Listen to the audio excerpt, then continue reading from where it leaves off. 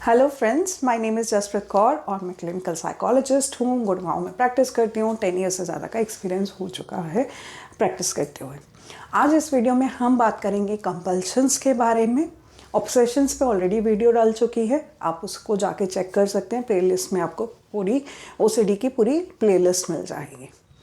इससे पहले अगर आपने मेरा चैनल सब्सक्राइब नहीं किया है, आप सब्सक्राइब कर सकते हैं ताकि आपको सारी नोटिफिकेशंस मिल जाएं जो भी मेरी लेटेस्ट वीडियोस डल रही हैं उनके बारे में। और मेरा एक ब्रॉडकास्ट ग्रुप भी है जिसमें आपको ऐड करने के लिए आपको क्या करना है, मुझे OCD मैसेज करना है, व्हाट्सअप करना है नंबर पे 8368097624 पे।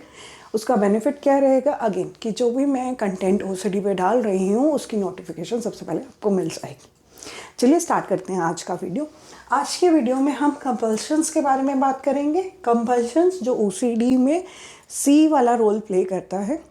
होते क्या है कंपल्शंस? ऑब्सेशंस को रिलैक्स करने के लिए या ऑब्सेशंस के द्वारा प्रोड्यूस की हुई एंजाइटी, डिस्ट्रेस को कम करने के लिए कंपल्शंस आ जाते हैं पिक्चर में।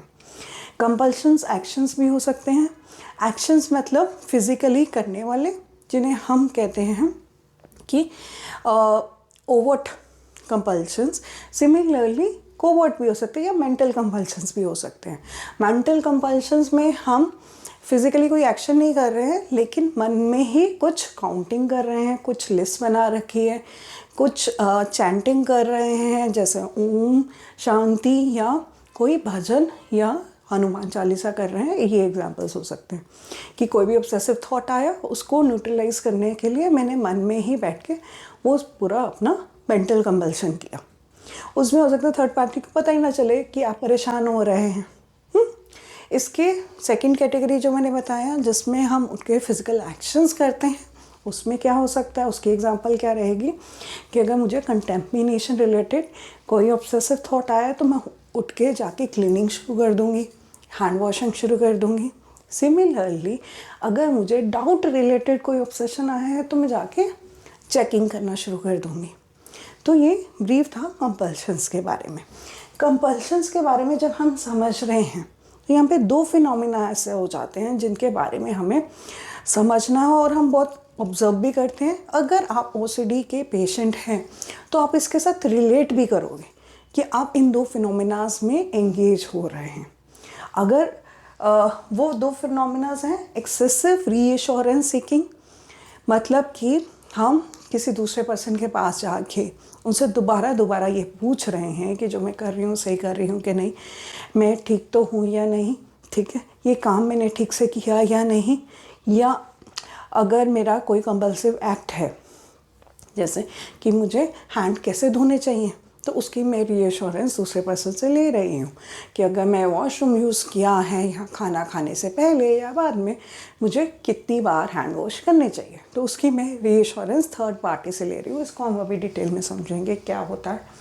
सिमिलरली अवॉइडेंस क्या है, जहाँ पे मैं कोई काम करना ही नहीं चाह रही हूँ।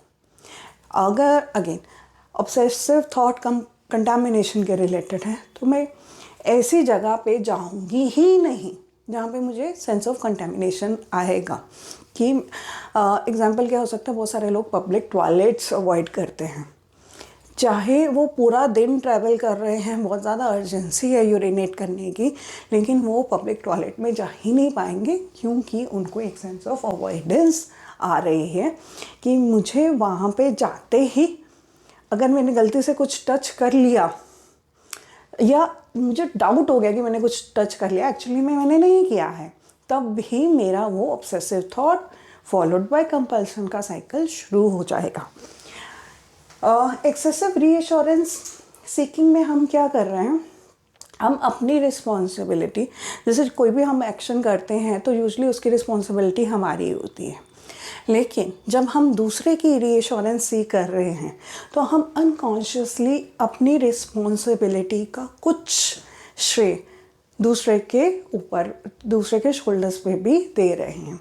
उन्होंने ऐसा कहा है तो मैंने ऐसा कर लिया, अब जो भी आउटकम्स होंगे तो उसकी फाइनल रिस्पॉन्सिबिलिटी आप अनकॉन्शियसली ये समझते हैं कि आप और वो दूसरा पर्सन शेयर कर लेंगे।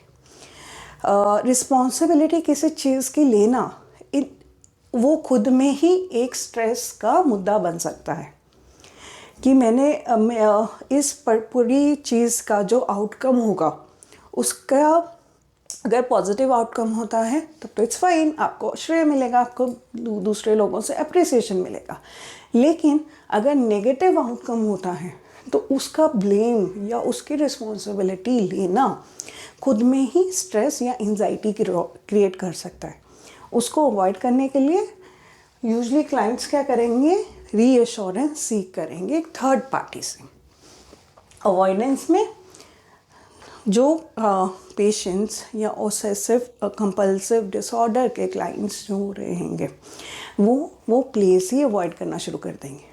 अब इसमें ये चीज़ हमें समझना है कि ये दो लेवल पे अगर हम ओसीडी की प्रॉब्लम की इंटेंसिटी को डिस्कस करें, एक लेवल ये है कि मैंने अपने आप को एक्सपोज किया किसी जगह पे जहाँ पे मुझे ऑब्सेसिव थॉट्स के ट्रिगर्स मिले।